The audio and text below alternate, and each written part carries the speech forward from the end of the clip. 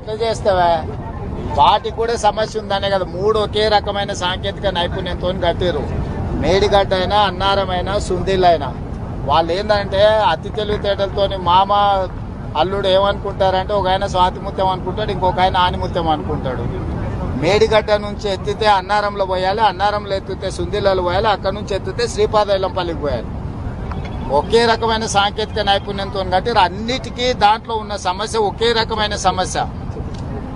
మీకు గుండెకాయ లాంటి అక్కడ నుంచి మేడిగడ్డ దగ్గర నువ్వు ఎత్తితే ఏడబోయాలి, అన్నారంలే కదా పోయాల్సింది. ఆడెత్తితే ఏడబోయాలి, సుందిలాలు పోయాలి, ఆడెత్తితే ఏడబోయాలి. 3 ఒకే రకమైన సాంకేతిక నైపుణ్యంతో కట్టారు. వాటికి నాణ్యత లేదనే కదా ఇచ్చింది రిపోర్ట్. అనే సాంకేతిక నిపుణులు చెప్తారు. మేము లోపలికి పోడలే చూడలే. సాంకేతిక నిపుణులు ఏమంటున్నారు అంటే ఇది వైఫల్యం చెందిన సాంకేతిక నైపుణ్యము. డిజైన్లో లోపం ఉంది, నిర్మాణంలో లోపం ఉంది, నిర్వహణలో లోపం ఉంది.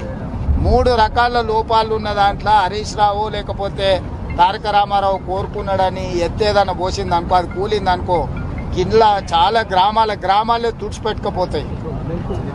సో ఆల్రెడీ కమిషన్ రిపోర్ట్ ఇచ్చింది కదా, అసెంబ్లీలో చర్చ చేసి మీకు అన్ని వివరాలు అక్కడనే చెప్తాం.